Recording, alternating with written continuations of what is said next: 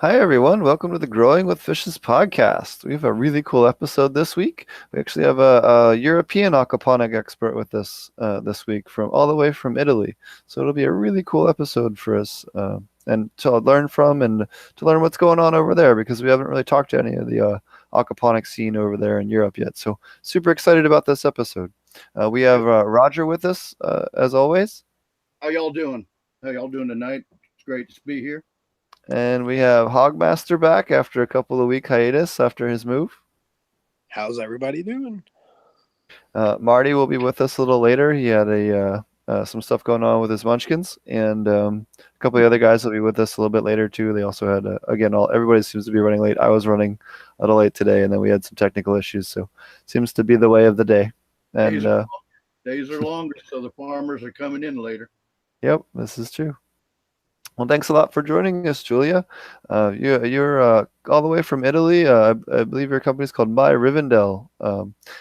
Thanks for joining us. And just to preface, her internet connection isn't the best, so if she cuts out for a second, she will be rejoining us right away. It took us a little bit of time to get everything worked out.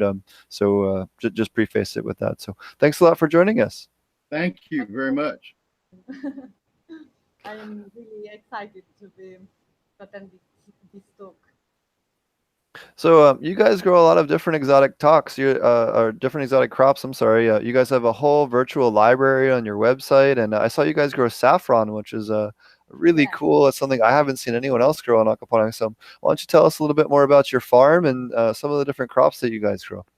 Okay, the first thing is that my father was he had a company, okay, for consultancy and training for the last 9 years, and we worked just in Italy, and then we understood that in our country it's too harsh to bring this innovation because of many uh, geopolitical problems, and so I just decided to change the core business of the company, and I decided to convert the former company in my Rivendell.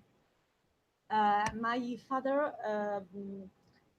had some great insights, among which the saffron one, and he worked in partnership with the University of Marke for the marine aquaponics, for trial and a survey on marine aquaponics.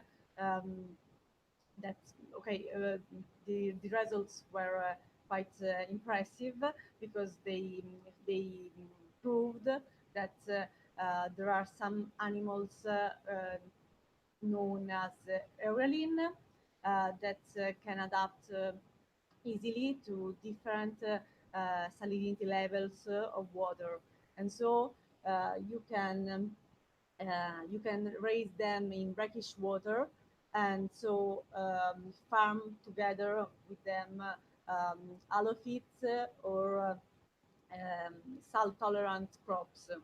And this is a huge opportunity, especially in countries where um, there is no access to pure fresh water, but the, the, the salt levels are higher in the water basins, and so at the moment, we have been implementing this aquaponics training center. We are not interested in production. We just want to unlock the full potential of aquaponics in terms of crops and species that you can farm in aquaponics. Because the fact is, um, I used to argue many times with, especially with Americans, because you have like this absurd obsession for salads and leafy greens, but in Italy, they don't make economic sense because um, for us it's quite easy to grow whatever in soil without any great problems. We have a secular tradition of agriculture that it's very difficult to innovate because our smallholder farmers are really reluctant to change and to just adapt to the times. And Everyone here on this show very much feels the pain of everyone in aquaponics just doing lettuce, and that's why we do this show. And you're preaching to the choir, and I put a big old smile on my face when you said that. yeah, Yeah, no, that's great. I actually don't understand that because also in in the aquaponic the Facebook groups on aquaponics all the time I find someone who said no, it's more profitable to grow salads than saffron, and I am like, in which way? Saffron is far more expensive than salads, and it's quite more difficult to grow saffron than salad. So if you can take advantage of the benefits of aquaponics, just do it. Why just limit it to salad, to grow salad?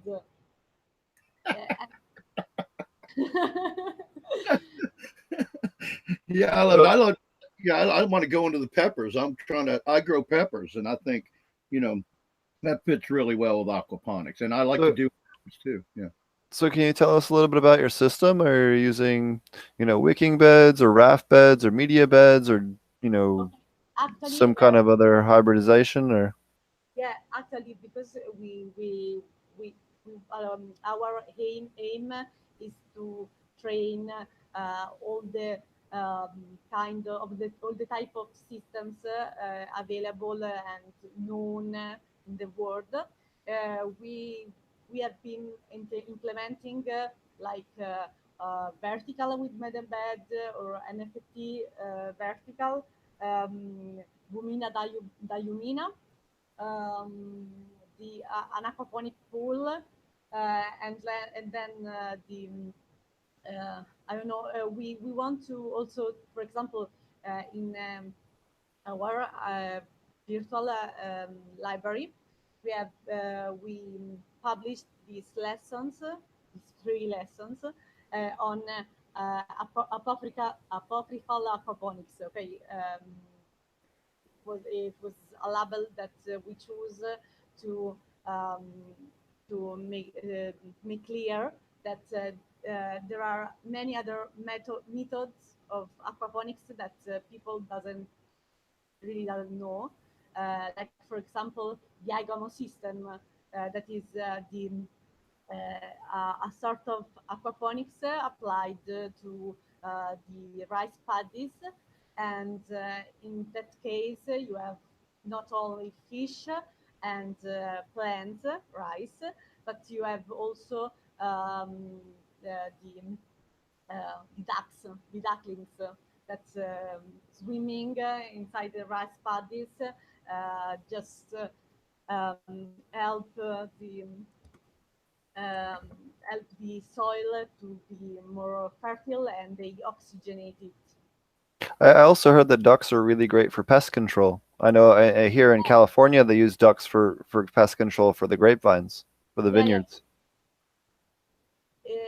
In Europe, this system it's not allowed because we have problems of we have really strict regulations in terms of how we product the practice we use to produce food, and actually this is a concern also for aquaponics because there is no enough knowledge on this kind of system. But I studying this sector, I just noticed that in America, in the US, you have like aquaponics um, most promoted, mostly promoted by um, like citizen um, commercial entrepreneurs, and while in Europe, aquaponics knowledge is like owned by the universities. All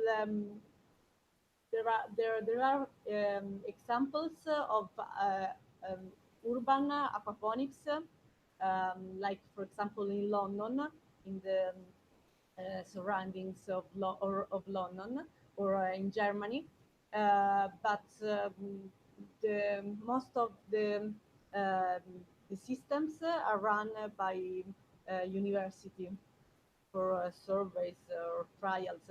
And and what is funny is that this university doesn't talk each other. So, like for example, I found out that in the Netherlands, if I am not wrong, they are like surveying um, the uh, um, the crops cultivation of saffron in aquaponics, without knowing that we already prove it, and I don't know. It's quite lack of connection and communication, effective communication. Oh yeah, that's why we started the show. Originally was people kept telling me and Marty that you couldn't grow flowering crops like squash or pumpkins or tomatoes or peppers or cannabis or a lot of these other stuff, and just telling us this doesn't work. And I'm like, well, my garden works great. Like, you're wrong, and I can prove it to you with pictures. Like, of course it works, and this is how you do it. So that's how we ended up getting started. And it's interesting. So you were talking about the issues with the pathogens potential from the ducks. Now, in the United States, we started doing work with. In fact, there was a university in the United States that was basically hybridizing. Have you guys heard of Korean natural farming yet over in Europe? What? They refer to it as Korean natural farming, or KNF. They use ferments, so they use like fermented milk or Ah, okay. fermented like kimchi or sauerkraut, and they'll take the lactic acid based ferments and the proteins and enzymes and plant hormones and auxins and things. Um, and they go into you water them into your plants, and it ends up being a very good but biosafe fertilizer. It's fish safe. In fact, University of Kentucky State proved that lactobacillus actually not only will make your plants grow faster, they'll make your fish grow 15% faster. Oh, wow. Yep. Wow. No, in fact, what we the purpose that we have is like providing data, okay? Because I found and okay, my father, okay, is a marine biologist, and he started to know aquaponics on the net, just reading different articles and sheets, scientific sheets.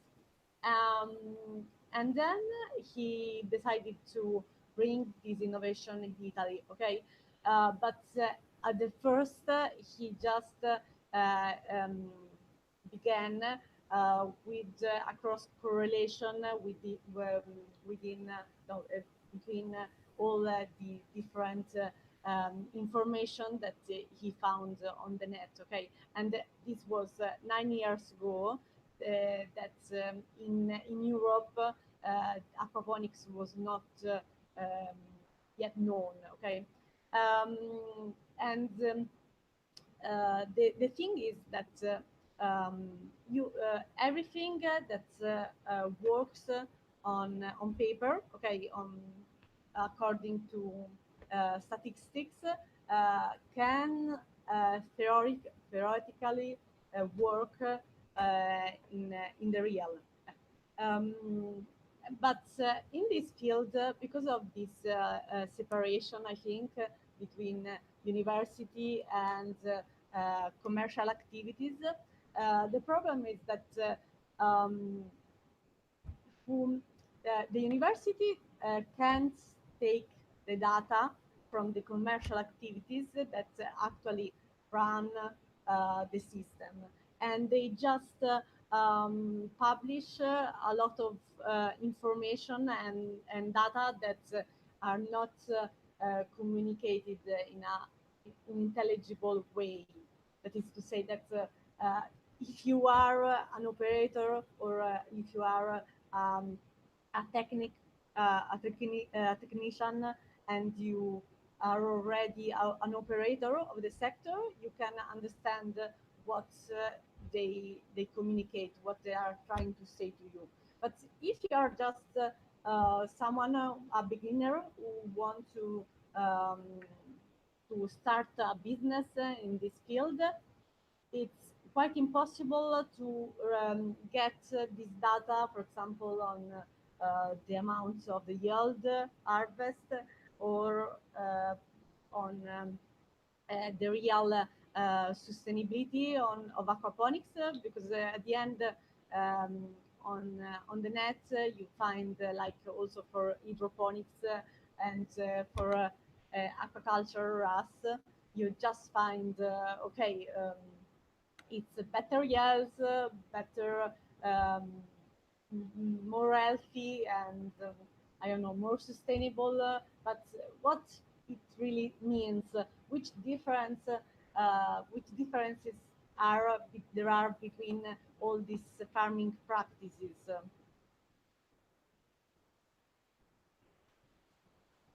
Definitely. We got a loop from somebody. Oh, okay. Anyways, so why don't you tell us? So you guys have this really cool virtual library of different species that you guys have grown. You want to tell us a little bit about that and some of the other awesome educational work that you guys do over there? Yeah, actually, okay, this virtual library is like, okay, it's, I think, more a satisfaction of one of my personal needs, because I am like obsessed with data, information, statistics. When I study something, I need always to like design a scheme, and just have a clear schedule of what I am doing, I am studying. And so, because my father, in these last 9 years, uh, he had he provided online courses for Italians in aquaponics. But for me, his way of communication was too much. Um, I don't know how to say. Too technical, partly, but especially it was like too talkative. So I wanted just to create a content in which the main features of, for example, the species of animal, or crops, or for example, the design of the system. Um, just the main feature were displayed in way that I didn't, we actually don't suggest, don't never suggest like what is better for you, but because we don't know your project, and every project has its own requirements. So we just provide this schematic pattern where you can find the information that you that you are seeking for, and then you mm, making a comparison between one content and one other content, you can choose what it fits, what better fits your the requirements of your project. Um, this is like something that I learned from my experience and my work, because many times I just I am contacted by people that listening to the suggestion of other operator in aquaponics, um, just uh, just made the things mixed up, and uh, they like this person, these people don't understand why, because they say, okay, I just it was a tip by an expert in aquaponics, so why doesn't it work on my in my system? And my answer all the time is because the problem is that this expert of aquaponics doesn't really know your system. He didn't come to see it. He didn't know all the factors, like for example, the power of your pump, of the pump that you use, the amount of water for the number of grow beds, the I don't know, the number of fish, the number of plants in which um, life cycle stage these crops are. There are so many factors that, and for example, also um, for the species of fish, crops, but also for the system design. Okay, everyone has a preference. Okay, someone just want to grow crops. There is other people like go on repeating to me that the best fish to grow is the barramundi. Okay, and everything theoretically everything is good.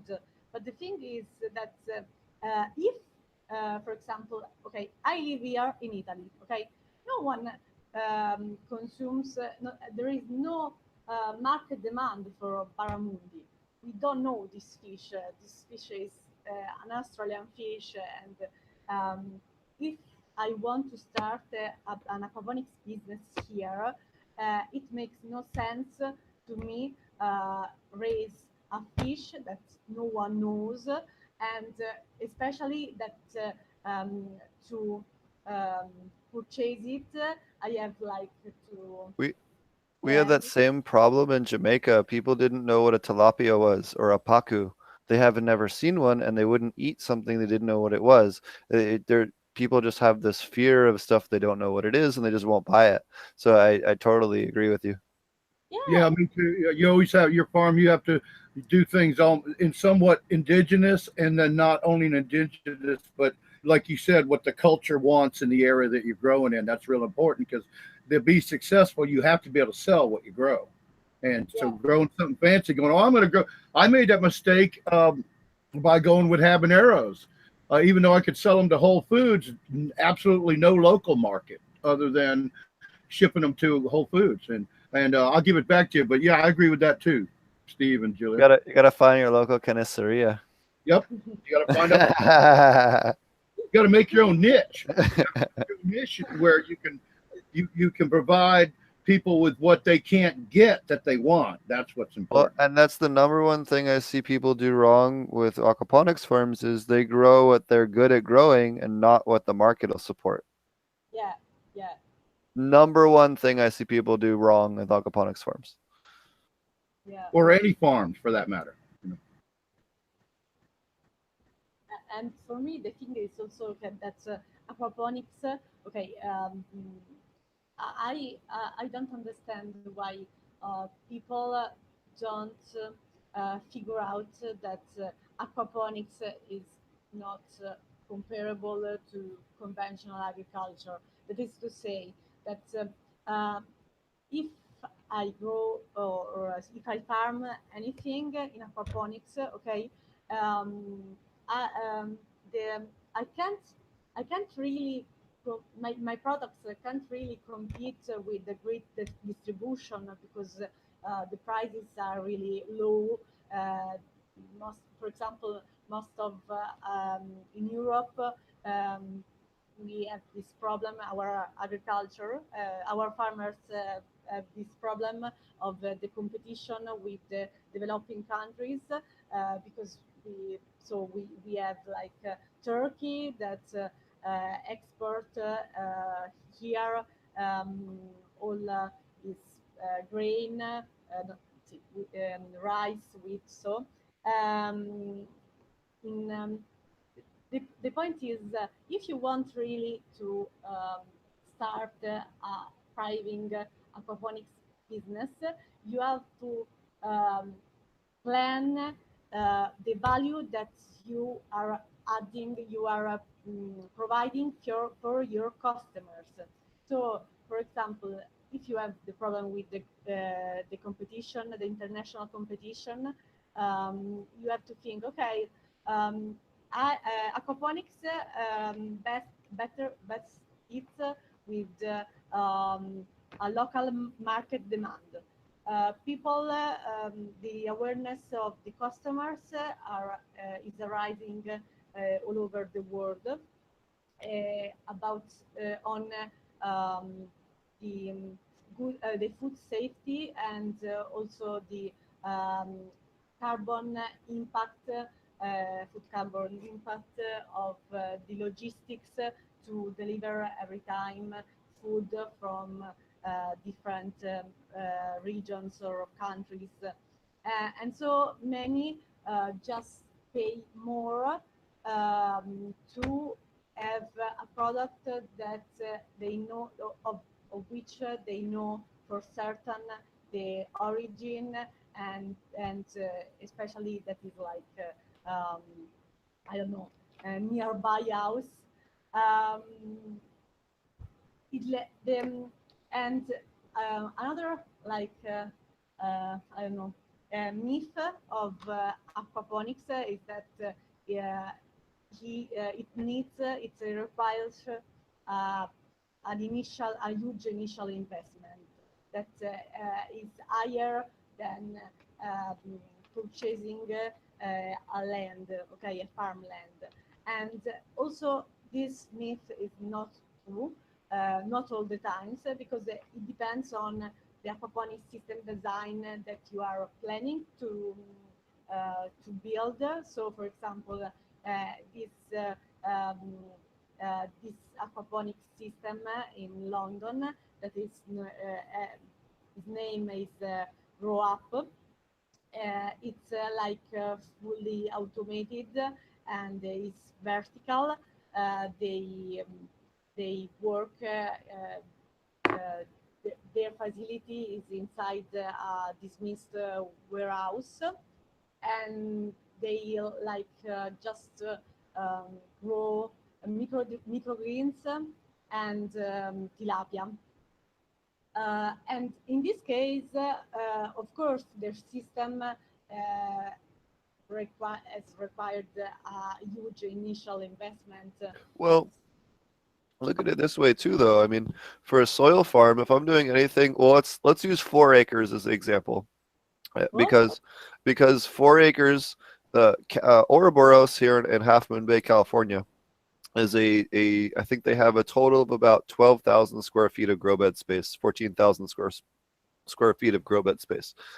It's an aquaponics farm, and they produce the same amount of heads of lettuce as a 4 acre soil farm. Now, Yes. a 4 acre soil farm would have to buy a tractor and irrigation, and by the time you're done those two things, the irrigation for something that size and the tractor equipment and whatever attachments, you're pretty close to the same amount of cost as a greenhouse and a setup that would produce the same amount as 4,000. That's the one way I like to explain to people is depending on the scale you're trying to get to. If you're trying to replicate something like a 4 acre farm with 14 to 20,000 square feet of grow bed space, be it rafts or media beds or whatever, you're going to spend roughly the same amount of money in taxes and whatever land stuff you run into, and environmental studies and other junk you have to run into with that much land. And you're going to run into and the tractor equipment and the amount of extra labor hours it takes to run that same additional space, whereas two or three people can run a greenhouse that size. You know what I mean? For aquaponics, it's very low labor intensive, and that's one of the biggest things as far as labor per square acre is extremely low in aquaponics compared to some other things. At least it's hydroponics. Yeah, it's a real good point too, and because you're like when you say the tractor and the common practice of after that, like you said, attachments, you have to have a row maker that lays down Yeah, your you're looking at four or mulch. 500K just for the tractor. Oh shoot, yeah, well, Easy. yeah, Or just more. yep. Yeah, but what? Yeah, yeah. But what I was trying to say is that it depends on the country where you are, also on the country where you are like starting your activity. Because, for example,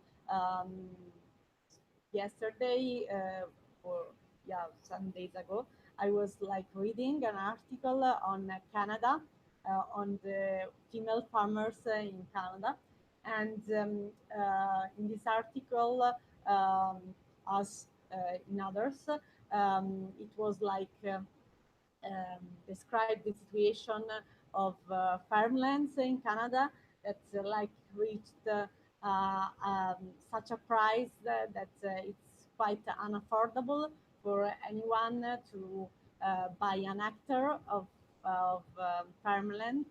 And so it was interesting because in fact the women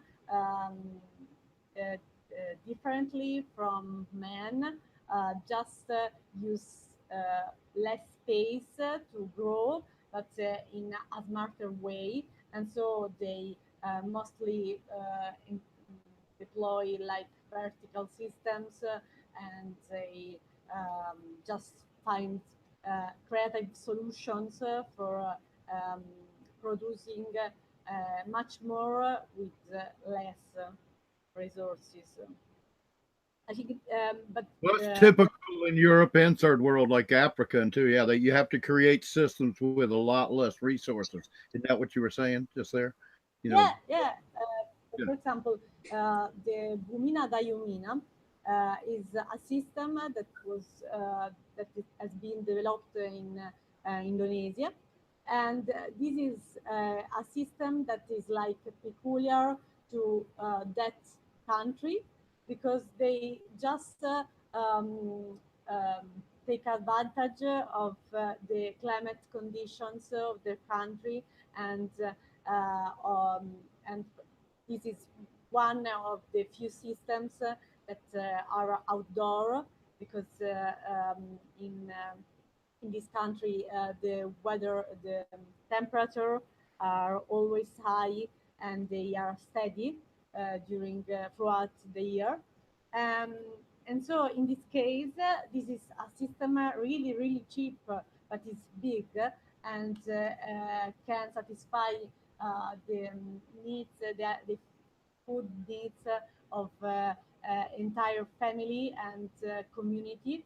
And it is made like with a pool that is inside this. Um, okay, it's like a normal pool in the ground with has grow beds. There are pots that are connected one another um, with the plant and like expandable clay inside. Um, it's if we can just think out of the box and imagine all the types of aquaponics that we can develop, adapting them to the specific situation of each country. You will see that actually aquaponics can be a real solution to the food issue and to produce more. with less resources, with a slight food carbon impact. I don't know. I am like foreseeing in this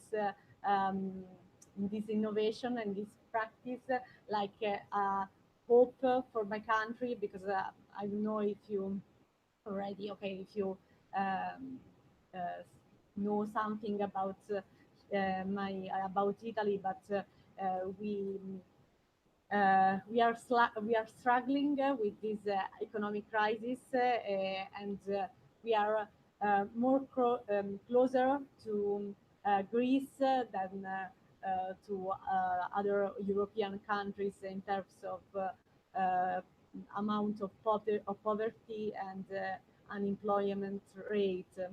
And so I am thinking to aquaponics as also an opportunity to like create job opportunities for people that just lost their job uh, when they are like 50, so they are considered already old, or also for the migrants, because we are plenty of That's migrants awesome. that. That's awesome. Yeah, I understand that you're going into migrants, so you're doing a lot of more like that, as much as not activism, but philanthropy is part of your mission too. Yeah. You want to help people and like hungry people and like you went. Yeah, that kind of hit me right there when you talking about. Yeah, I guess we look at. I mean, we it's crazy around the world with refugees. And most people don't think about it. I lived in Turkey for a while, and I've been to Italy, so I understand a little bit about the culture there. But it was a long time ago. And I mean, I don't think I'd be welcome in Turkey right now. So or I'm not sure about Italy. So.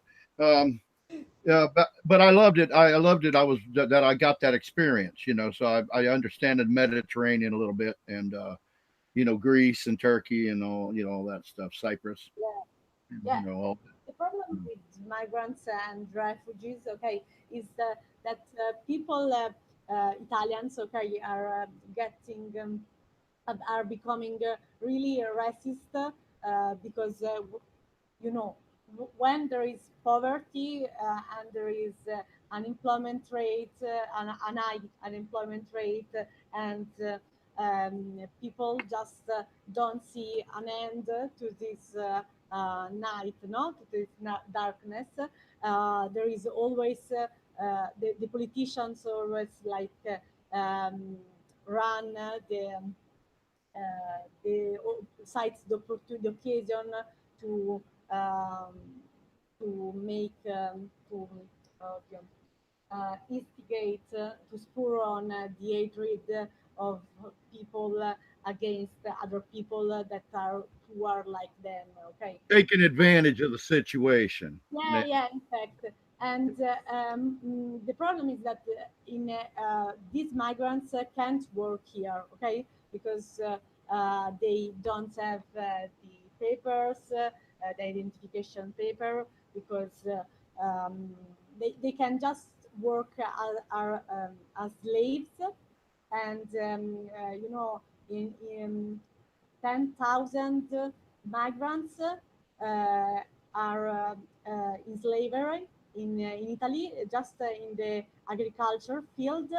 So we just exploit them for our internal national production. Okay, and the thing is that if we can provide them with a dignified job, okay, uh, they can produce something for their families, okay. And I think that for anyone it's really important to feel that that is able to nourish his family. These are people that come from countries that in which the men mainly are the um, yeah, the Breadwinners. providers of Yeah. like they are the only workers, okay, and Right. so reaching our coast, um, asking here for seeking here for refuge, and then just stay um, without doing anything because no one just offer them a work or just like also um, I don't know. It's not just affect on money. In this case, they don't need money.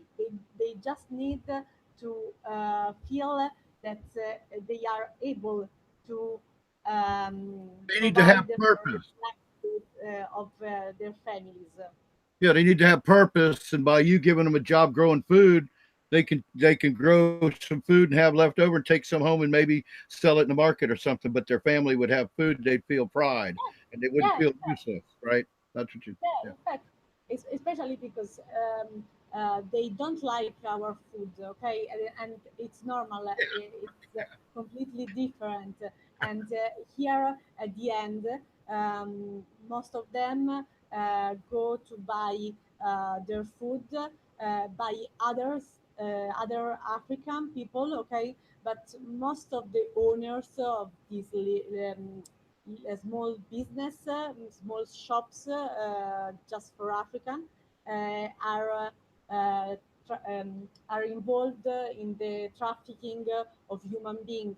So at the end, these people are always controlled by someone else that want to exploit them. Well, you definitely, I can definitely see how passionate you are about this for No, sure. yeah. Your speech slowed down, and you much more, clear voiced when you were talking about this. You were very passionate, without a doubt. I guess we hijacked the aquaponics show there for a minute there. But we got, I think we're all glad to give you a voice because we don't hear about this usually. Some of us might watch BBC or a German journal and see something about Italy, but we don't see a lot about that. What's going on with that, and it's unbelievable with all the things about slavery going on that you feel slavery is going on in your own country right now. That's Yeah, yeah. wow. We are really isolated country, and this is also why it's so difficult to spread the knowledge of aquaponics in Italy because it's really like we sometimes no many times when I like speak with foreigner, okay, I just feel like I don't know a man of old age, like I am not advanced like you. Also, for example, okay, English, the net, all these things for you are like normal. For us, it's like a great goal that we reached. And the same is aquaponics. Aquaponics. After 9 years that my father worked on the field, we just like one small business is was active, and then they just throw everything away. But no other small facility, no other facility just started out to work.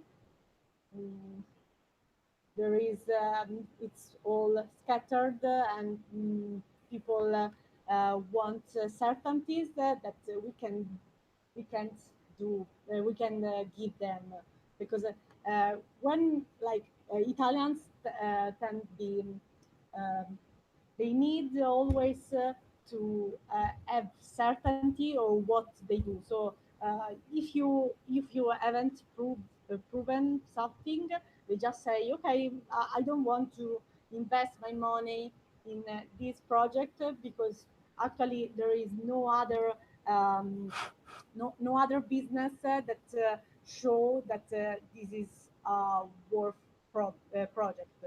And when we mm, just tried to um, make them to show them the um, um, the aquaponics business or businesses around the world, they were just okay, but here in Italy there is nothing of the kind.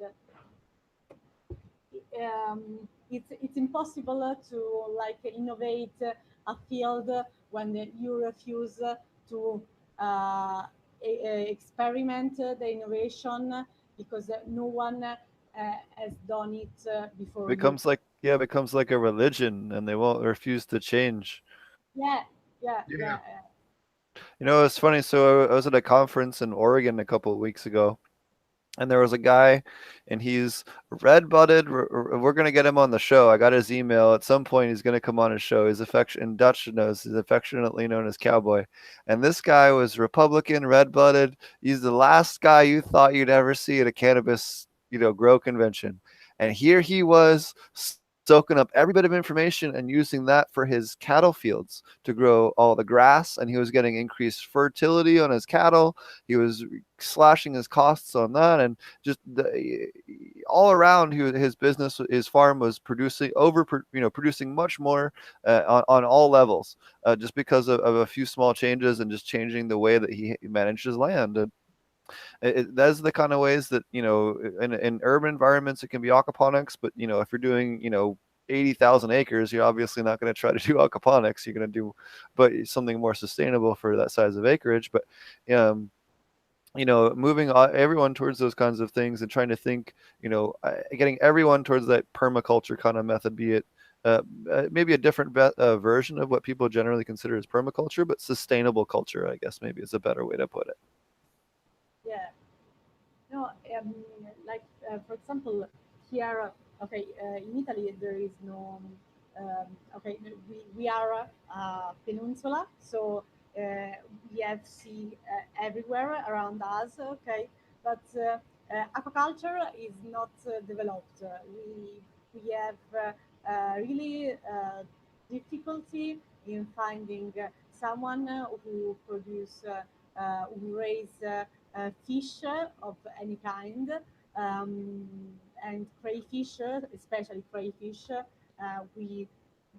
We practically import everything, every animal from I don't know, East Europe or France, North Europe. Um, there is little of our inner production. Um, What fish are you guys growing, or what fish do people grow in aquaponics, say in Europe or in Italy specifically, but Yeah, just in Europe in general? actually, okay. Actually, for example, here also in Europe, okay, I saw that most of people just raise tilapia, but in Italy we don't really are used to tilapia. So, for example, we have catfish, Yeah. especially the regions of North Italy.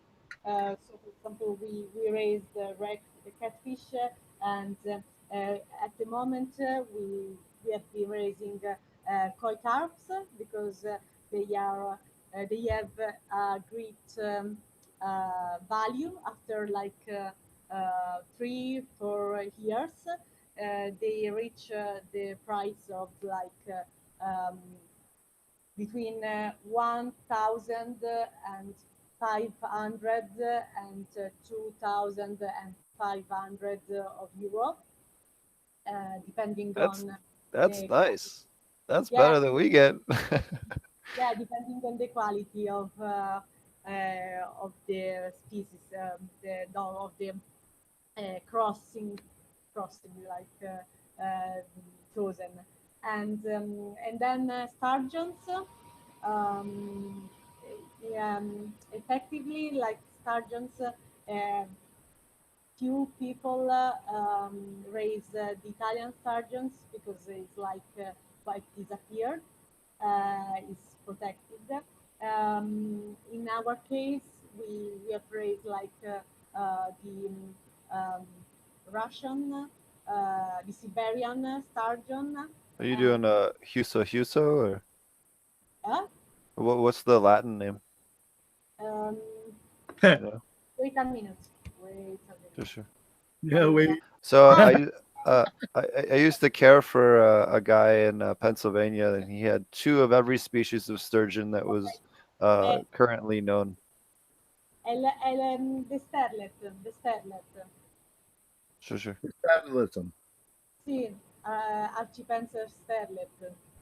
Okay, okay, However, we have raised also the Archipenser geldenstettes. okay. Um, and so, and we have tried many species, and the Archipenser rutenus. Oh, These are cool. the three species we have raised. We actually we faced many problems with this this species to raise because this here was really strange in terms of weather. We had a cold winter with that just just looked like it wasn't ending. We had some sudden changes of the temperature, and these animals are really sensitive to changes of temperature. They are quite they are um, they produce like a sort of um, oh Dio. They, um, Good um, toxin. one moment. Yeah. I check my. Okay. Oh, Maybe a hormone, maybe. no, Okay. slime, Oh, slime. right? Oh, Milma. No, o drool, home. like a Biofilm? Uh, biofilm, like a slime uh, coat, it's um, excretion. yeah, yeah. And they produce it from the skin to Mhm. protect themselves from this stress. Yep. But at the end, when they produce like too much of this this foam, they I think that they just have problems of breathing, the breathing. But they can't breathe, and so at the end they die because they can't reach um, enough air. They need to be uh, fully aerated to like wash away all this foam. Um, and so they actually we lost every one of them because we didn't have yet the space. The we had okay at the moment I am not in Tuscany in Tuscany where we have this aquaponics training center, but I am in my apartment in Falconara Marittimo. Okay, and we have been moving like for these last 4 or 5 months, and so until now, many animals just remained here in some um, aquaponic system that we had um, on the and that we kept on the rooftop on our rooftop. These sturgeons were transferred in our garage, and we tried like to um, keep the steady conditions, but it was quite impossible because it was not the perfect situation. Okay. Um, then other animals are okay. We have Turkish crayfish. Actually, they come from Greece. I don't know why they their name is Turkish, but they are not Turkish. And now I have some juveniles that were born this at the beginning of the spring, and they are really cute. They are getting used to be alone without the mothers. Um, and we hope that um, they will most of them will survive and they will grow uh, fastly because actually Turkish crayfish are enough fast to grow. Um, we have also um, the crowfish, the red uh, red crayfish, the Louisiana crayfish. Um, because in Italy we have we like our crayfish are quite are near to extinction because of the invasion of the red one. Um, and in Europe, there is this gap of regulation because it's quite complicated to understand what you have to do with this, how you have to deal with these animals. Because Europe just say, okay, every country manage the problem as they want.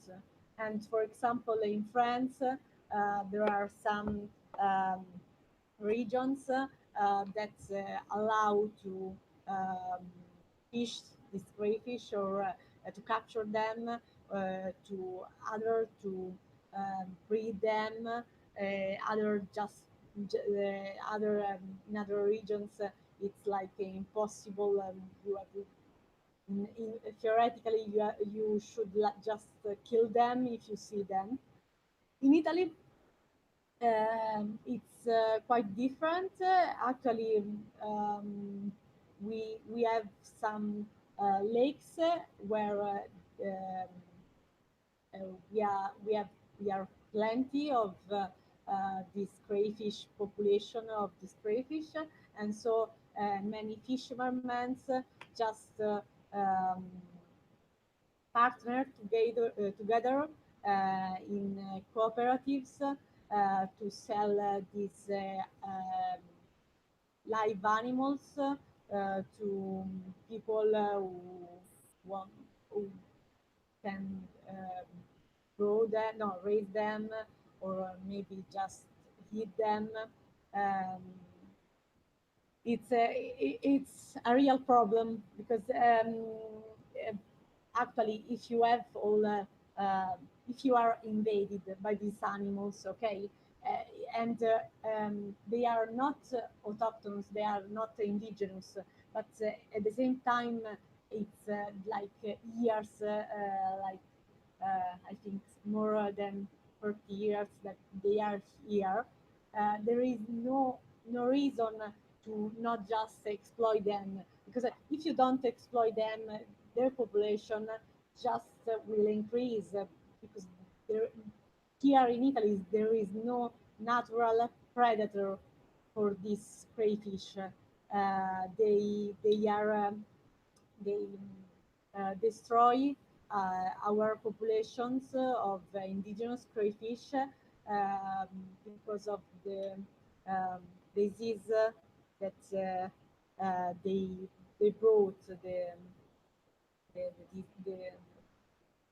um, the disease that they are immune from. Allora, are you here? Algria? Hanno, ecco, the crayfish plug. this disease of um, that destroy our crayfish that was not known here in Italy. Okay, is the crayfish plague and the Louisiana red crayfish, Procambarus clarki. They are resistant to this disease, while our crayfish are not.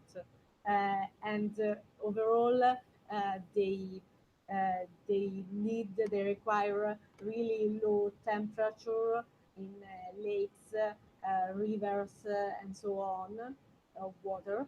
And so, for example, it's really harsh um, to raise them in a tank for the repopulation. So, what are the primary crops that you guys are growing on a day-to-day basis now, as far as at your farm there? And then, what are some of the more common vegetable crops grown in Europe in aquaponics? Actually, now we are waiting for the okay.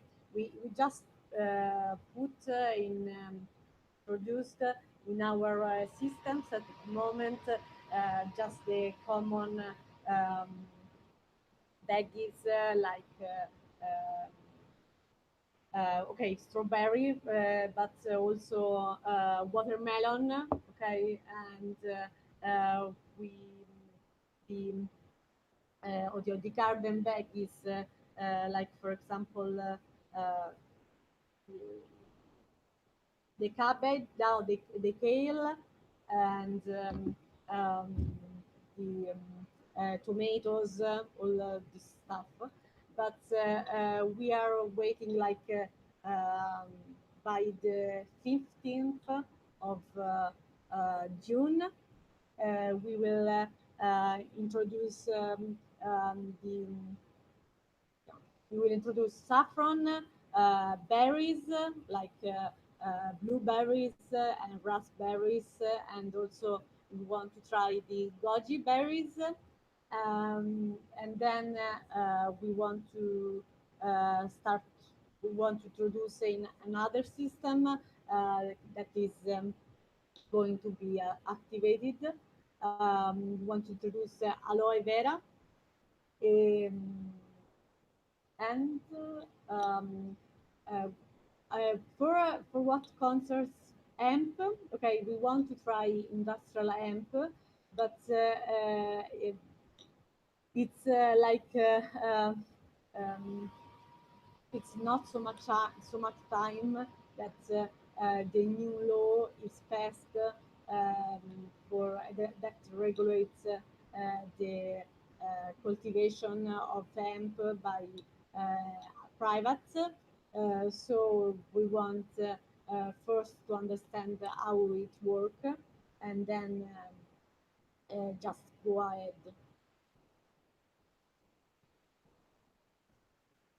Awesome. So, is there any what are you guys using as far as any additives? Are you just using adjusting your pH, or are you adding anything else, or do you have any kind of tips or tricks for people starting off? Actually, the only tips that I can provide for people is like uh, when you have a problem with the pH or some other parameter, just not try to be not try to be magician or crazy uh, scientist who the dosage is really important to um, to stabilize a system. Okay, and my father, the trick of my father is when he doesn't understand what is going on in his systems, he just exchange um, 50 percentage of the water of the fish tank for the first week, and then the second week the other 50 percentage, and he monitor if there are any changes, and usually just doing that he is able to um, eliminate any kind of I don't know of external factor that just make make the system um, crazy. And another trick is ventilate your plants if you work indoor, because the aeration is really important to avoid the mold and to avoid root rot. Um, at the end, I think that aquaponics is really easy to manage. An aquaponic system is really easy to manage for anyone. The thing is that as for everything else, if you have the right know-how, if you study, if you learn how to assemble information from different sources. At the end, you will of course succeed. That Oh sounds yeah. great. Yeah, that sounds like a good plan. If we could just get everybody to cooperate. Is there anything else you wanted to bring up? I know before you go, generally we end up the guest segment about 5 minutes, but if you want to talk about anything else, we're more than happy to have you, especially since you're all the ways away. But is there anything else you want to mention? I know you mentioned about community and how aquaponics can really help build a sense of community in places. Did you want to touch on that as well? Yeah, I don't know. Yeah, I want us to say that. Okay, um, as I wrote you. Okay, I am not an aquaponics expert. My father is. Uh, um, I am just studying what why aquaponics is not widely spreading around the world.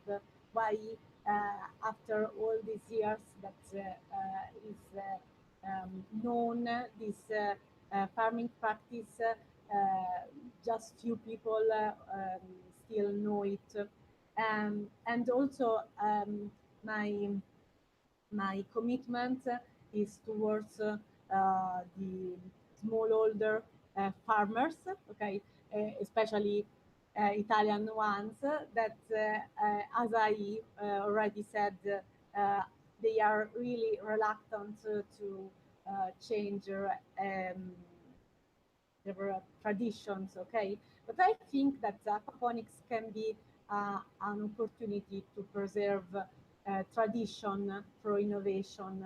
Um, in um, in my in our cottage and farmlands in Tuscany, okay, we want to show, we want to prove that aquaponics is not just a fact of um, the increase of production, but it can be an excuse, a sort of tourism.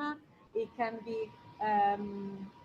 be integrated with other farming practices, like for example, I am passionate about snails, and so I am defining how to um, raise these nails, and I am like projecting micro microsystems, micro aquaponic system, including also these nails. But these are just systems for um, ornamental systems, like micro gardens. Not Uh, for escargot. no, no, no, sorry. Yeah, No, that's what I was thinking too. I am focused on the indigenous snails like Helix aspersa, Ebania, vermiculata, and others that they are part of our food tradition. Um, and also, okay, for me, aquaponics is also like lifestyle, because it's a way to slow things. We just live in this fast-paced world where you have no time to process anything that occurs to you. You have like always to show to others, also always to be visible. And I want to, um, I don't know, to preserve the farmer tradition of my country, that is to just follow the time of natural sources, natural um, living beings.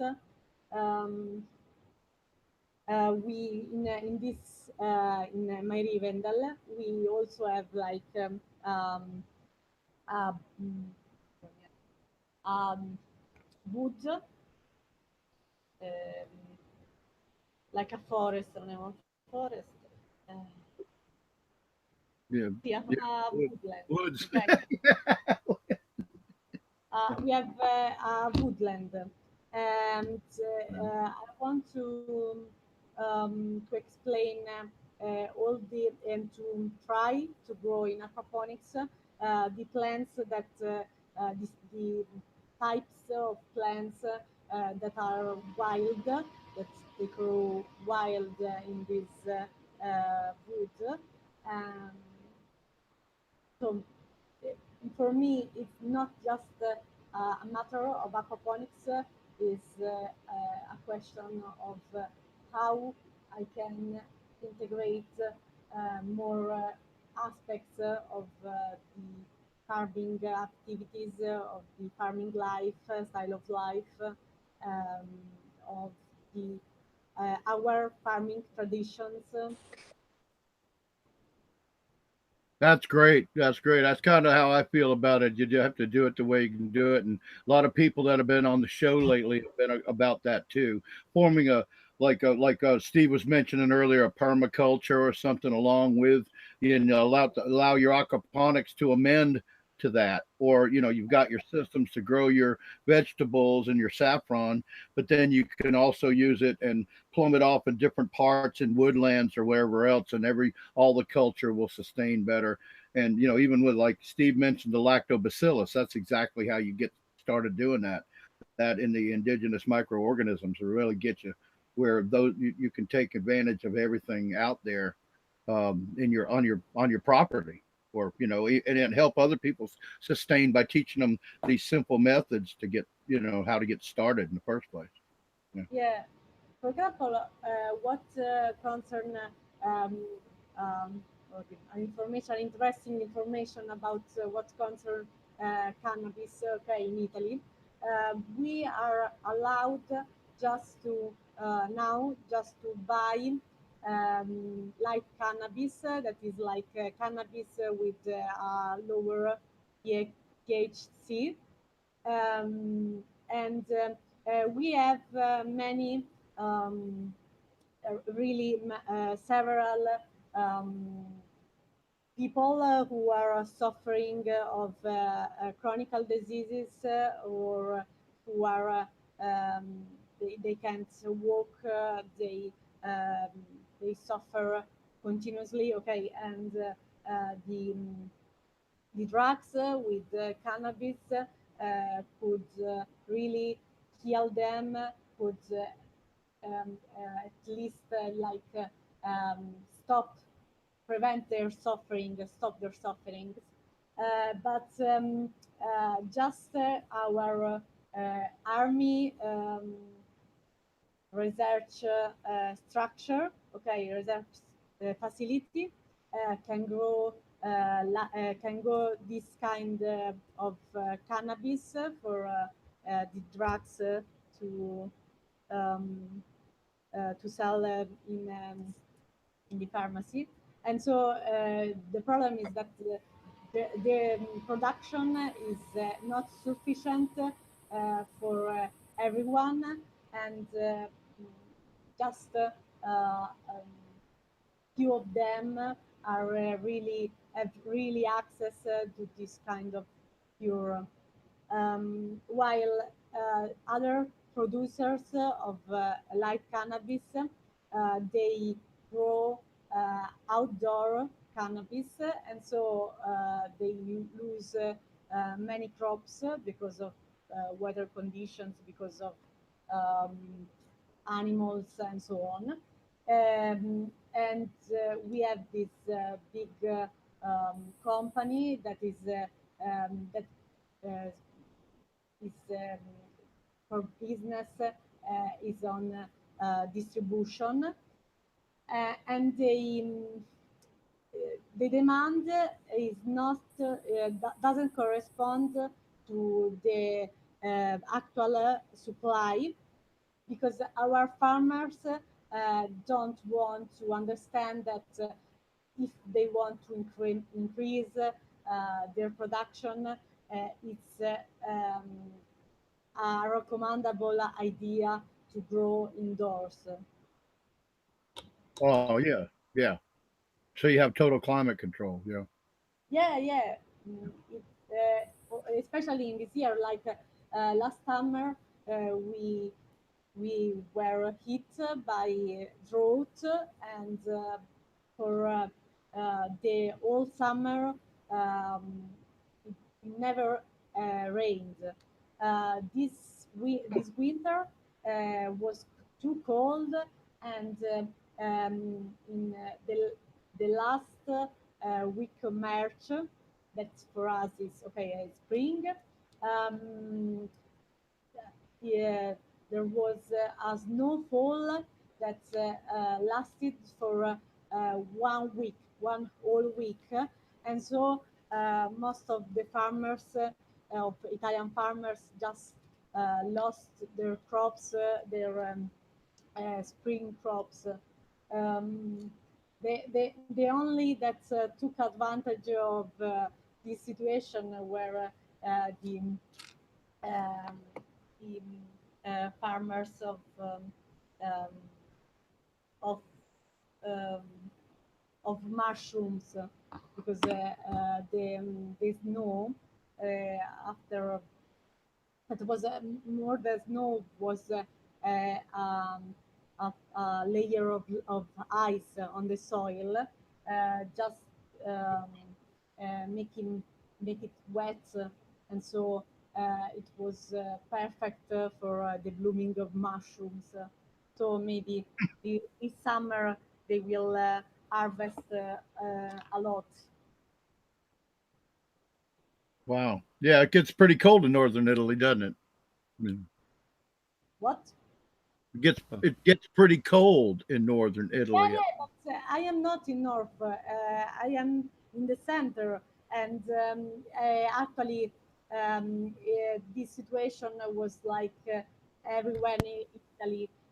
It's the climate Yeah. change is really affecting our season, the course of our seasons. So we are not used to weather, to such unpredictable weather.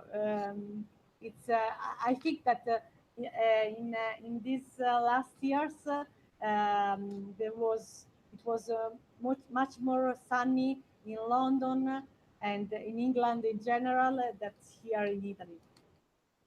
Which is opposite, right? Yeah, yeah. Nasty in England and nice in Italy. Yeah. Yeah, Well, yeah. But I just thought about. Oh, go ahead. Go ahead. the same situation is occurred in Spain. It's like this year, most of they lost most of the crops because of the cold weather, the low temperature, and the extreme weather conditions. So and also um, furthermore, we had this situation with the earthquake.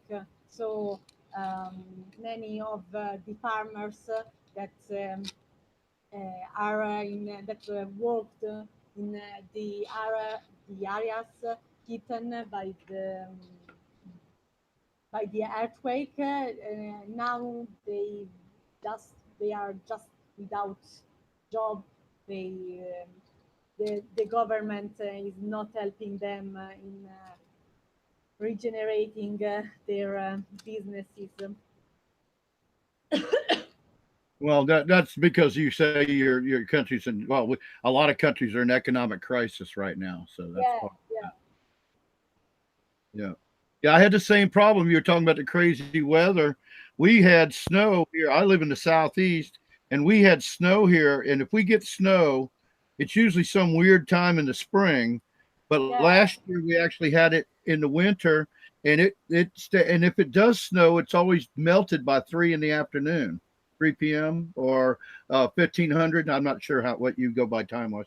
Um, and This year we had snow that stayed on the ground frozen for 5 days. Mm, I live in a place that never even snows all year for years. And then we had 5 days of frozen snow this year. So yeah, there's something weird going on in the climate. There's no doubt about that. Yeah. yeah, yeah.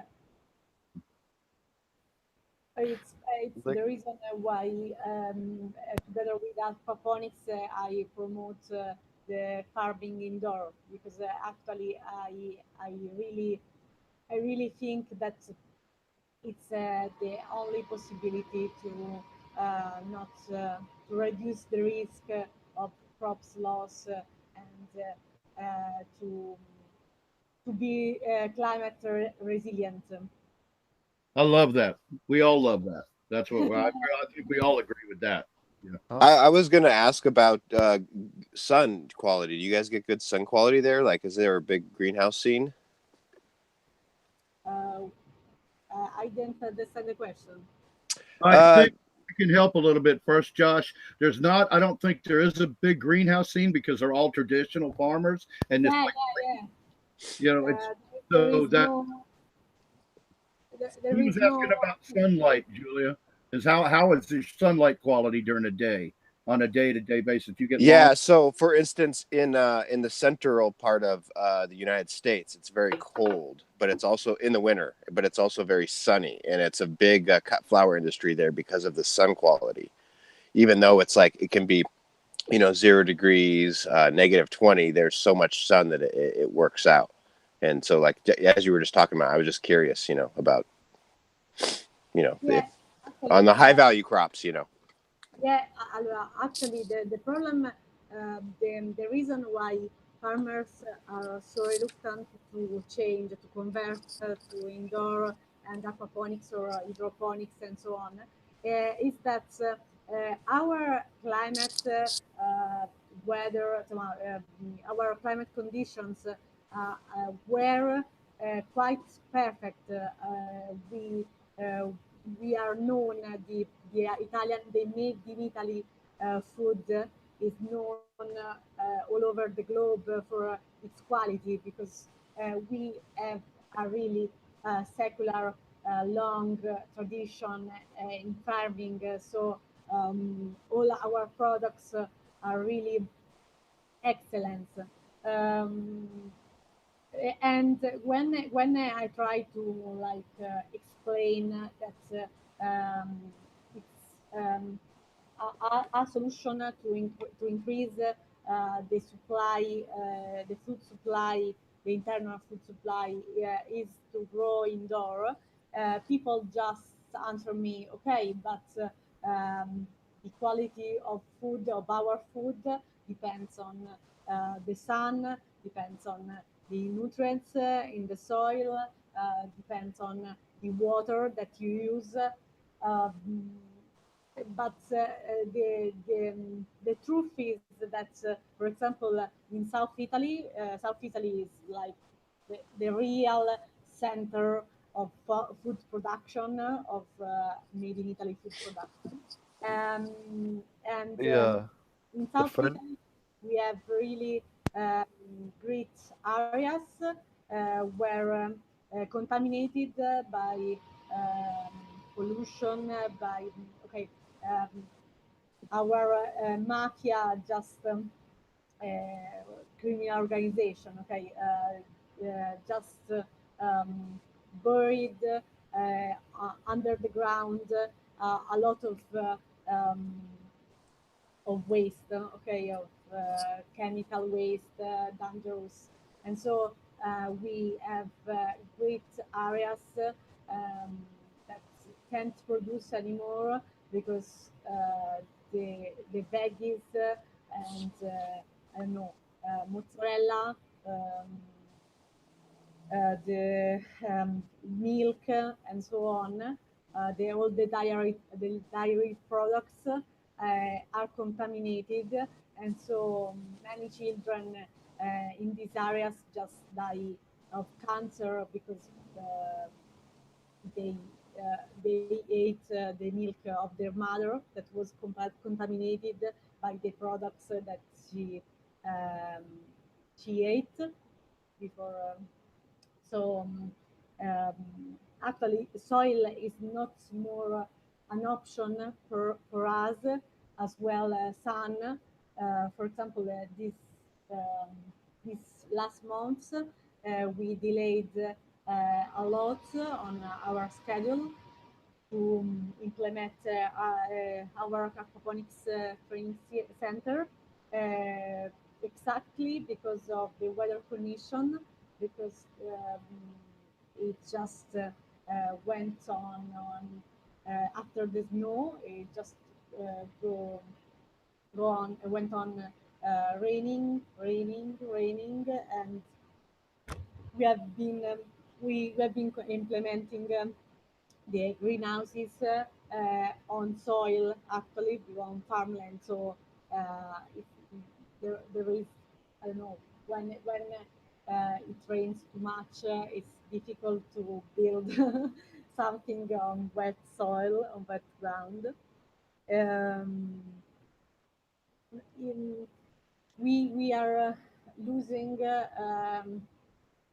an absurd amount of soil of ground because of erosion, Erosion. of indiscriminate construction of um, abusive, not allowed buildings, house. Unfortunately, also our farming field is endangered by the by our establishment and in partnership with our the criminal organization.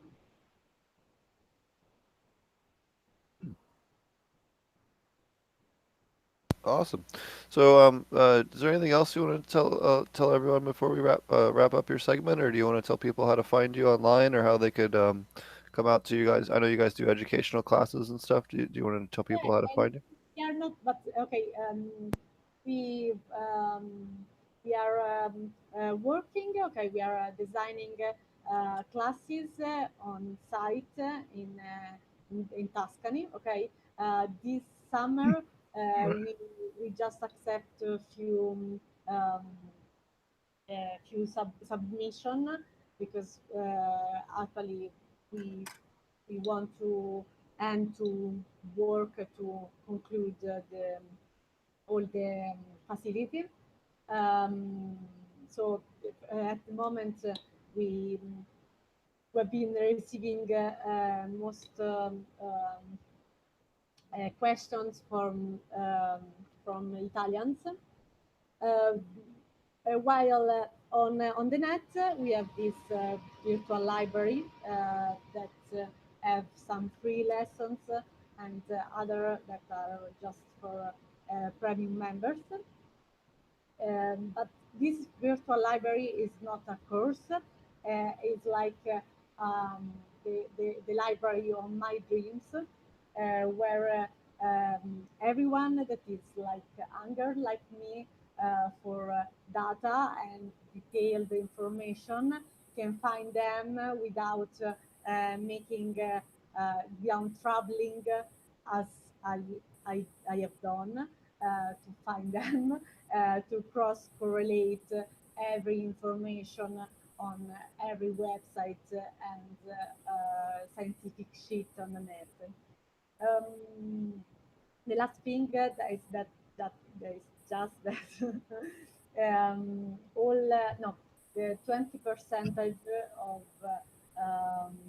the profits will be devoted to training social training programs for the vulnerable communities and groups that here in Italy, because as I said, for me, aquaponics is a way to spur on social innovation, and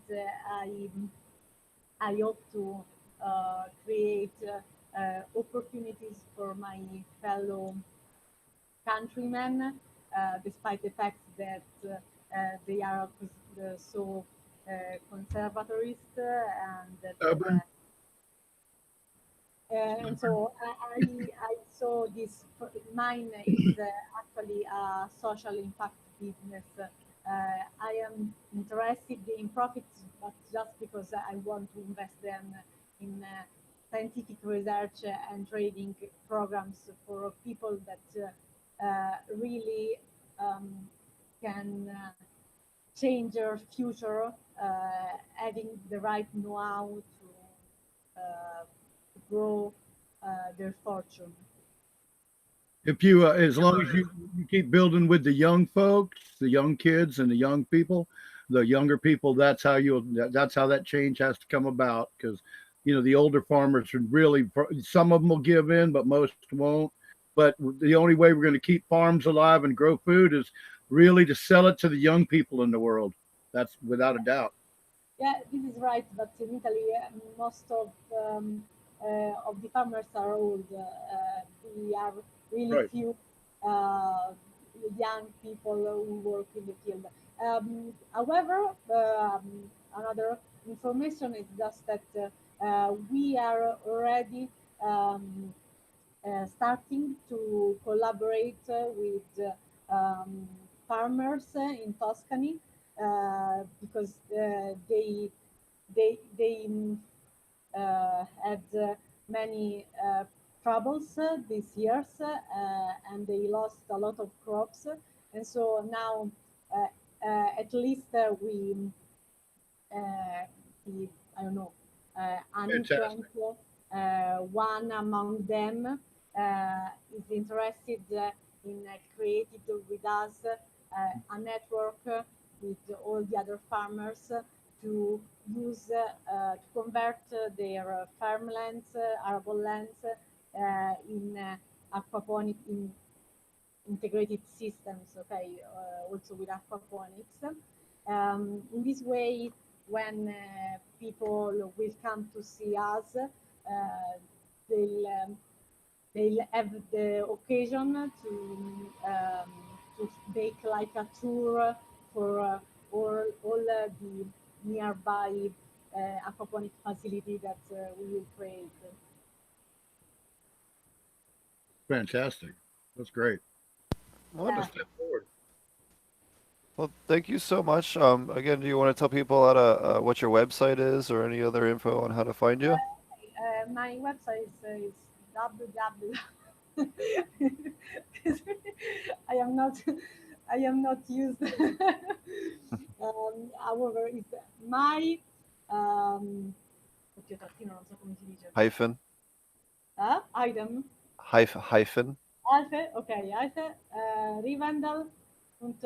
dot com, and you can find me on Facebook. I don't really like so much Facebook, but you can find it me here, and on Pinterest, and on Medium, where I am like the only person who talk of who writes of aquaponics. Well, all the others just write about how to be successful and happy in life. Yep. And if you're listening to the audio version of this podcast or the video versions, the website is in the description as well to make it easy for you. Okay. Yep. Thanks, Yep. thanks for the invitation. It was really a honor, and I apologize for my pronunciation and my problems. Oh no, it's Oh, great. We enjoy hearing from growers from around the world, especially women growers. We don't always get a chance to talk to many women growers, so it was great to have you on. Yeah. Thank you very much. we hope you'll come back. Thanks. Yep, Yeah, thank you. when you want. I'd invite you to stay on longer, but I know it's super late where you are. I think what time is it there? Like 4 a.m. or something like that? 5 and half past 5. Oh yeah, 5:30 in the morning where she is. So she's a trooper for joining us. So thank you again so much for getting up in the middle of the night and joining us on the podcast. Thank you so much. Thank you. Hi. Good night, Julia. Take care. Thank you. Good luck. What a spirit! Wow. Right? Yeah, so I had a chance to talk to her for a minute, and I was like, "Oh, we gotta get this other lady on the show." So she was super cool, and I know her accent's a little bit thick, but she's super cool, and they're doing a bunch of really cool stuff at their place that nobody else is. Again, they're growing saffron. Nobody else is growing saffron in aquaponics, so it's pretty cool to see people growing some other really high value crops and not just doing lettuce. So Every newbie aquaponics grower talks about saffron, and nobody's right? doing it. Oh yeah, except they've like actually done it and documented it. Do you know you can grow saffron and wasabi? Grow anything. Oh look, Dutch saved. It's a shaved Dutch now. Yeah, well, yeah. I'm a clean Spring boy. is here. Yep, I got too hot. I thought it was all. I thought my face lit up a little. It was all Shiny. Yeah. the reflection off my TV screen. I get ID'd when I buy beer now. I can see that. Yeah. Kind of. Well, if I can, I'm legally blind, so yeah, I can see it. How was your week, Josh? It's pretty good. Been kicking ass.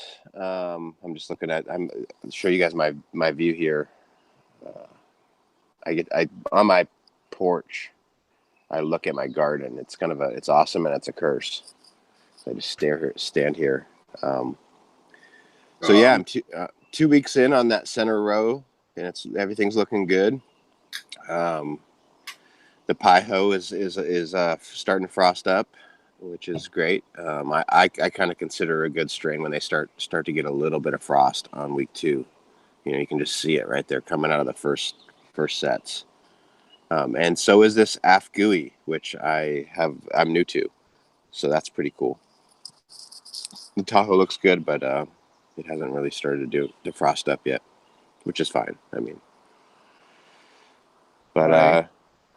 yeah, can you see we're building I don't think I can zoom in, but we're building another hugel bed right there, and it goes the length of the whole thing all the way back there. So it's 100. It'll be 100 feet, 110 feet long, by 8 feet wide. So that'll hopefully be done in the next couple days, and then we'll plant that up with the rest of the plants and be on our way. I'm cloning like a madman.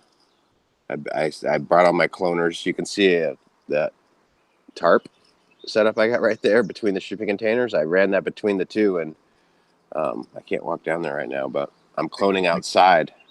Oh, cool.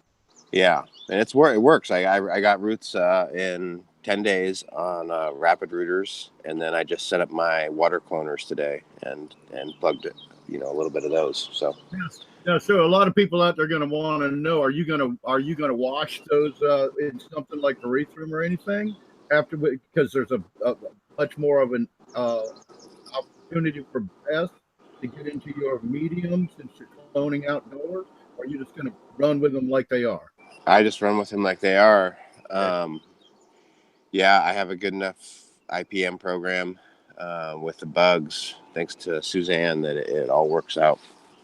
I even took in plants. This is a first for me, taking in plants with problems, with spider mites on them, and going, fuck it, I got this, and I did. I got it. I got it and nipped it in the bud. It cost me $400. of all the right bugs, and I did it. Which in the past I've spent up to $1,200 a run, and still had problems. But getting the right ones and getting the whole round of everything, it took about 2 or 3 weeks. I had some aphids in there because I was growing ryegrass, which aphids overwinter on ryegrass. I just learned about that. So all those no-till people growing ryegrass like myself, that's an immediate stop, cease and desist on that one. Well, that's for winter golf courses. That's for Yeah. And then I took care of the spider mites, and so it was cool, So how'd you do that? Because we've all got our own perfect method, or it's the round. So I bought the round for everything. I'll see if I can rattle off the Persimmilus for spider mites, and they come in a vermiculite deal. That they're in vermiculite. So you got to buy these little square boxes that you hang on the branches, and then you pour that into the square boxes on every plant. And then let's see. There's a couple I won't remember. There's the Stratiolaps for fungus gnats. There was another one for fungus gnats, and I can't remember the name. It starts with a D, and those ones actually destroyed it. They're these little hoppers, and they're long and skinny. Starts with a D. Let's see. I got lacewing larva. Oh, you pretty much bought the full package. Yeah, I got like six varieties. I can't remember them all right now, but I just keep re-upping on that in a lesser dose, and it works. And then with the clones that I do the same thing. So I think I was kind of saying I'm trying to get into selling clones business. Yeah, that's awesome. Yeah, and I've been telling people, I'm going to charge standard $10. But they're going to come fully loaded with bugs, like no problems, fully loaded with beneficial bugs. So it'll be, an extra expense for me, but people will get really healthy plants and have no problems. Interesting. Because we usually isn't. I mean, almost all beneficial bugs, if they don't have any predator, not good. Like if they don't have any pests to eat, they leave and go somewhere else. So totally. So why would you put that extra investment in there? I mean, I'm just just trying to iron it out a little bit. Well, it feels like a guarantee for me, All right, good enough. As long as you're willing to spend the money and put the effort into it. Yeah, and I think that with the seed sifting that I'm doing, I'm just going to be really exclusive about it and work really hard to maintain that I'm putting out a really high quality, sifting really well and selecting very arduously, and then when I put it out, it's going to be fire, So I just want to build that reputation, and I feel like I've been able to do it for myself and on a smaller scale, but to just be able to do that, and then have that, it's like a guarantee. It's like, hey, they're with people will get worried because people get worried about being outdoors, just like you said, they get worried about greenhouse, and so it's like a guarantee. It's like no, number one, come in my greenhouse and look at the flowers, and look at the plants. And then number two, like I'm going to dose them with all this stuff. So there's no way. Yeah. Well, I've learned to keep people behind a protective plastic to look at stuff, because otherwise they could drag in something that'll infect your whole greenhouse. Yeah. Watch out, letting people go in there looking around. They might have traipsed through something in their backyard that will destroy everything in there. I agree, but I think in the beginning I'm going to have to give on that just to get some sales going, and then once I have people using the genetics, they'll, feeling good about it, hopefully. Well, just, don't let it traipse through the whole greenhouse is what I'm trying to say. Get up kind of close and personal with it, like, but not that close or through it kind of thing, protect yourself. Yeah. No, that's a good point. Yeah. But yeah, I've lost a whole bunch of crop over that kind of thing before. So it wasn't cannabis crop, but crop is crop, and I learned the hard way about, and even going to somebody else's greenhouse. If you get a business like that, you don't need to go to anybody else's greenhouse. And I'm not lecturing Josh here, folks. We're just trying to make understand the importance of having, your stuff put away and keep it to yourself, not let everybody come through there, or don't go to another greenhouse where they may have a environmental problem or pest problem, and you pick it up on your clothes and then go back to run into your greenhouse that night, and the next week you got an infestation. Right. Well, and you know, I guess a little more transparency too on this thing is I am highly contemplating a standard SOP of dipping in Cefoil X on my cuts, which I am going back and forth on that almost weekly. You know, it's sort of on one hand, it's exactly what you're saying. Like, you got to have everything really fucking dialed, and it starts at the beginning. So if I can dip them in an organic oil in the beginning, and I'm just putting it on a little part of the plant that I'll never end up harvesting, no one's ever smoking that, you know what I mean? That's all long gone by the time we're even flowering. And then I can add the beneficials to prevent anything else, you know, the maybe 2-3% that might slip through. But I don't know. I haven't and so the other end of it is like it's an oil and it's a petrochemical. Even though it's organic certified and on the Armory list, I believe it's petroleum based. I'm not exactly sure, but so it's one of those, you know. Well, that's the same thing, isn't that the same argument with pyrethrum? Even though it's yeah. And I want to say, like, if it was just me running the farm and selling flowers, you know, or product, I don't think I would go there. I haven't had to. I've been able to, you know, do that just fine without having to use any sprays of any sort for years, except for I get into a occasional deal. But trying to operate as a nursery feels like a different deal. Like, yeah, I don't go to a lot of places where you see just fucking healthy plants all over the place. I don't, you know, I really don't. So that I'd like that to be the case. You talking about cannabis? Yeah. Yep. In that statement. Yeah, I'm talking about cannabis strictly in that statement.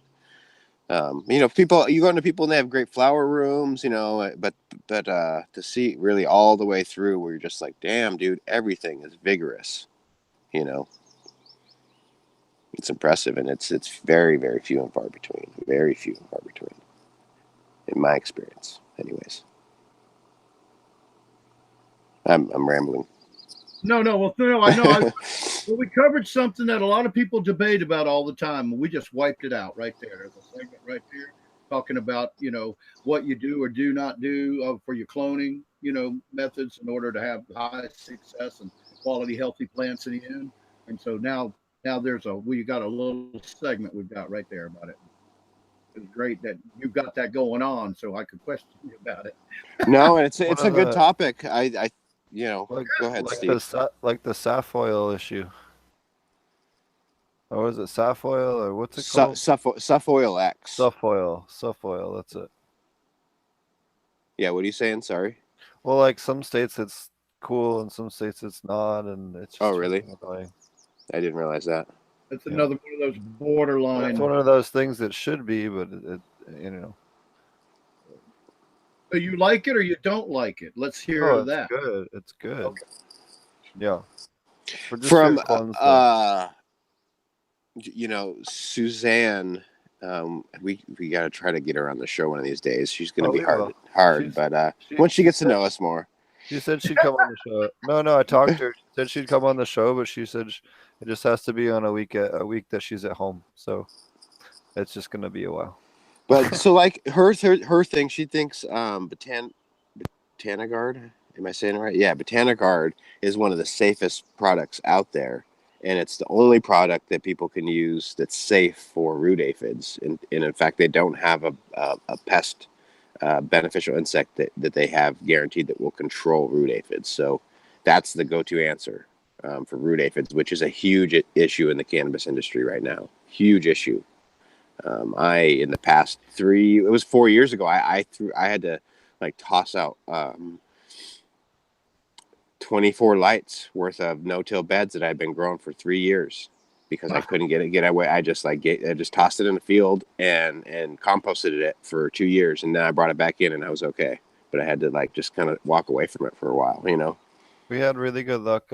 So we had root aphids the showroom at the aquaponics source at one point because one of the employees there brought some plants in from a different source for the showroom, and they had root aphids on them. Well, we couldn't figure out how the hell you're going to get rid of the fish, and we Right. ended up putting 3 different types of nematodes. I honestly don't remember which species was the one that worked, but they ended up within about 2 months we couldn't find one Yeah. of So introducing them to the I system. think and that's the same thing that I heard too. Is that you can get the nematodes that help, but they won't work quickly though. It takes a yeah, long time. maybe, and you guys just dose and dose and dose and dose and be diligent, and it works.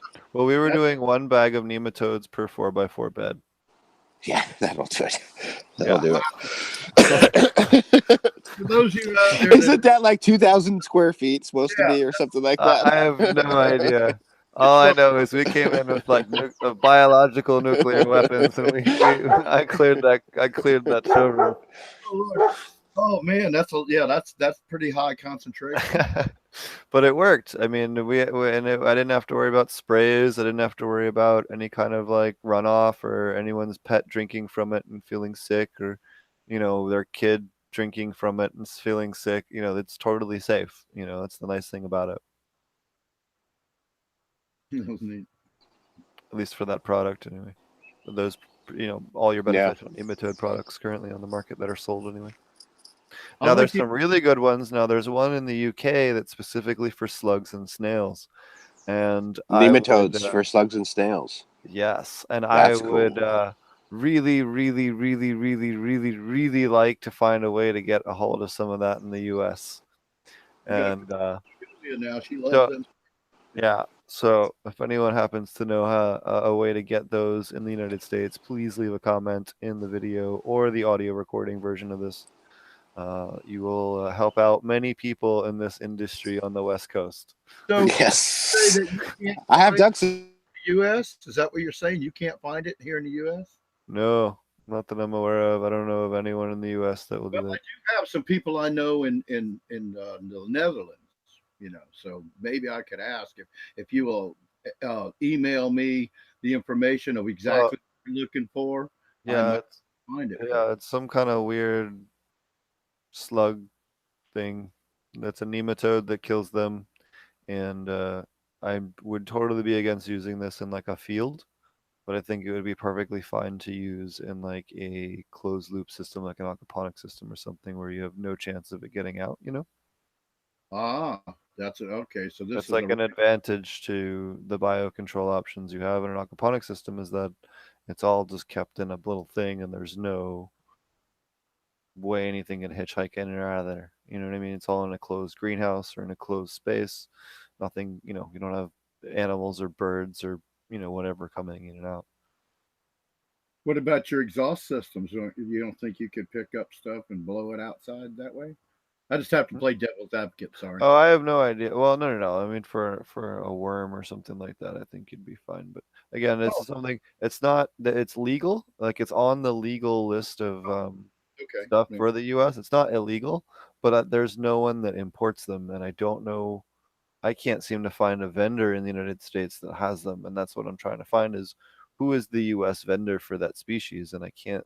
No one can seem to give me a right answer on that. So Hmm. that's what I'm trying to find is whoever has the legal one that Where is allowed to where use in the United States. where did it originate? I have no idea. You don't know that either. Okay. Yeah, I don't even. There was the company that used to have the patent on it in the United States doesn't exist anymore, and I can't. There's no real good rec. I So couldn't this seem is to the figure name out of who the the hell had food it. that will kill snails and slugs. It's a nematode. Hold on, Yeah. I'll see if I can pull it up here. Oh, you do have it. Well, yeah, if you could place that or email me that, because I will contact some people I know, in other places in the world and see if they've heard of anything or know anything about it and see if we can't, get a network going and find it. Yeah, 1 second. It's oh, here it is.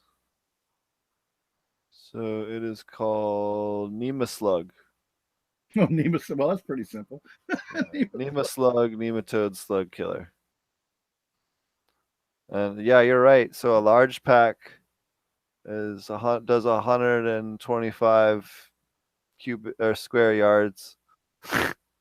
A small pack does 50 square yards, so when you're using one pack per 4x4 bed, you're definitely gonna kill them. Yeah. That's- Yeah. And That'll you're work. gonna So the cool thing was is that they survived a long time in the media bed and were like breeding and doing their thing in there, and it was really good for like long term. We didn't have any more thrips after that. We didn't have. There's a lot of other insects that we just stopped having problems with. That were no more fungus gnats and stuff like that. Anything that like laid its eggs or crawled across the media was just getting picked off by them. It worked well. That's neat. Nema slug. Okay, there, everybody. There you go. But you can't find a distributor in the United States for Nema slug. Nope. Okay. Well, The I species is registered in the United States on like the Registry of Pest Control or whatever, but I can't seem to find a vendor. okay. I'll look into that too. Did you check that company in Colorado? I don't want to mention their name because I have I a don't remember. relationship with them. They carry a large variety of beneficial insects. Anyway, I'll talk to you about that after the show. Sure.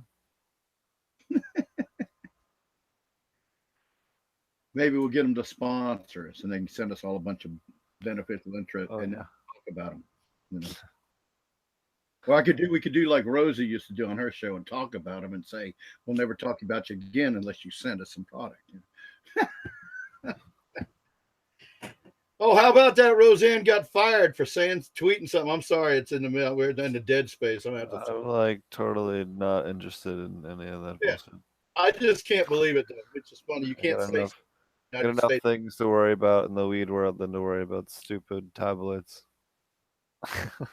No, it's the fact that anybody could in public now can say something wrong and get fired. You know, you can't. Oh yeah, but it's just Freedom, the whole over PCization of everything. Like, right? I think Bill Maher had a really good piece a couple weeks ago about how like it's one thing to disagree with someone, but you don't have the right to not be offended. And, just because you disagree with something doesn't mean you have to like try and fucking end someone's like Right. intercourse or That's shut, what, it's just like some of the crazy shit that's been going on with some of these people being totally losing their jobs and stuff over really trivial things, or a comment where they genuinely felt sorry afterwards, or maybe just it was taken out of context or whatever. And this is in no way a defense of what she said. I'm just saying there's other cases that were a little, different than hers, obviously, that Bill Maher brought up the other day on his show. And I thought that was a really good piece on it. But again, it's just everyone's got yeah, to stick up their ass, and everyone's looking for a reason to be offended these days. So you just have to kind of deal with it and move on. it just popped into my head because I've never been big on political correctness. I don't believe in it because I think it steps all over freedom of speech, and I think you do need to be passionate with people, but I still don't see why you can't say what you want to. Some of Uh, it's okay, and yeah, I don't know, I thought more about what Brett said on the show about, hey, like, fuck it, like, just say what you want and see what happens. And yeah, I mean, he's right. Like, we should be a little less dainty. It was just kind of a little bit of a panic after all the hard work we've put in trying not to. And I mean, it's the reason why we're broadcasting on weedtv.com now. We ended up finding some great new people to work with and great new home over there, which I'm super fucking stoked about and super happy to be there. So hi everyone watching from weedtv.com. no, And and then we also had to make a separate channel just to be able to put the show together over on YouTube and set up a private thing just so we can make it easy for the guests to still connect. So, we don't have to rely on Skype or some of the other stuff that's a little bit more clunky uh, than um, than this, because Hangouts is a very good platform for just getting everyone into a chat room and having the ability to speak on a good platform. So um, it still allows us an easy way to do it. It's just not quite like we had before, and it won't be for another 2 months, 2.5 months. And then we'll still be on WeTV.com. Eventually, whenever they kill off the channel, we'll just migrate completely. I'm still working on re-uploading all the videos over there. So once we re-upload everything completely, then we'll probably switch over entirely. But I just want to make sure we have everything backed up everywhere that we're trying to go. So Anyways, thanks everyone. What have you been up to, Roger? Well, it's not a whole lot. I'm just working through the spring. Had a lot of rain lately. It's been kind of crazy over here. It's gotten extremely hot. We've had humidity in about the 85% range for the past few days. It'd be 77 degrees out with 85% humidity. You can imagine what that feels like. But not much. We're trying to catch up. We're just doing what we can day by day. I was ready for this at the beginning of the show when you usually ask me what I'm up to, and now you're asking me now, and I'm going, nah, I can't remember what I was going to actually tell you. I figured out something, but I thought it was a great show tonight, and as always, we had a very interesting guest that did a great job explaining what she does, and I like the fact that Julia explained a lot about how she does it the way it works for her family or her dad. She said actually she's not the expert, her dad's the expert, but she's involved in the company and her own activism and trying to and philanthropy and trying to help people in need and teach everybody how to grow food and all. So I thought that was great because I mean that's after my own heart. Everything she said that they're trying to do, and of course we don't have the refugees from Africa and all that she's dealing with in Italy and Turkey and all those countries are dealing with. And I hope I didn't offend anybody, bringing that up because I felt that she was passionate about it and it was something she was wanting to do, and it's a little bit different spin on politics and world events than you get here. So I heard something the other day or today that was interesting. A guy told me to use because we have a couple of mice in the chicken coop, and somebody's telling me about potato flakes, and that potato flakes makes them super super thirsty and makes them leave. And then when they drink, if they eat too much of it and they drink it, it like screws them up somehow. Is that true? Is that not true? Something I I, had never heard I before, think and I thought sounded like a really good, pretty natural way to get rid of mice and rats. But my opinion is that sounds like the grits for fire ants. If you cover a fire ant hill with grits, they all take them and they take it deep into their colonies, and you wait and let it rain because it generally their colony they fill up and they've got these little areas where they can go and get out of the water. It's just like one of those magic. It's like the tunnels that people would live in Vietnam and tunnels of Cu Chi or something where they had a living space, but it could flood. Well, once they eat the grits and then the water comes and they drink the water, they blow up from the grits expanding, and the grits also when it rains it clogs up their tunnels and just destroys the whole colony. So it could be possible because you talk about potato flakes or what do you say? Like so this guy told me it was potato flakes. This Spanish guy told me potato flakes was like the thing that worked for them. like instant potato flakes. I mean, Yeah, like instant potato flakes. so that'd be dehydrated. So if they took it, they Yeah. used food source and they drank water, they'd kind of get stuffed up. They'd blow up. It would just go. It would just expand. They would Yep. basically be stopped up. It would stop up their entire system. So Well, I I thought would. it'd be something that I could use on the outside of the chicken coop and let the mice eat it and not have to worry about like the cat getting hurt or like, you know, Well, there anything would else around. because it would already have been expanded from the water. So Well, no, this is all going to be out of reach from any creatures anyway. It's just going to be just where the mice can get at it, but it's just Yeah. something that's safe. It's not like a poison where I have to worry about if the mouse dies from it and the cat eats it. It's fine. You know what I I mean? think it'll work. I think it'll work. Yeah, because what killed the rat or the mouse is already going to have happened because it's expansion of the product. They Yep. eat they eat the dehydrated product. They drink water and it goes and gets big, and now they can't move. Yep. Like if you ate a pound of rice and drank a gallon of water, you'd be screwed. Yep. Oh, looks like we lost Dutch. I just wanted to mention, so Dutch and I are both going to be over at the Science of Regenerative Aquaponic Cultivation course. You can find that at regenerativeorganiccannabis.com. Elaine Ingham will be there, Susan Wainwright, Chris Trump, Dr. Robert Faust, myself, Ken Armstrong, and it'll be hosted at the Ouroboros Farms. You'll have an intimate 5 days of 3-day session or 3 sessions a day of great knowledge on microbes and biostimulants and all different great kinds of things for your aquaponics, especially if you're a commercial producer or you're doing any kind of advanced crops beyond lettuce. Even if you're just a lettuce producer with a commercial operation, can definitely be a lot of great info on there in that course. So definitely check that out. Regenerative organic cannabis.com. Even though it's not specific cannabis specific, it is just about all kinds of crops, not specifically cannabis, but we will talk quite a bit about cannabis as well. And that's in Uh, July, right?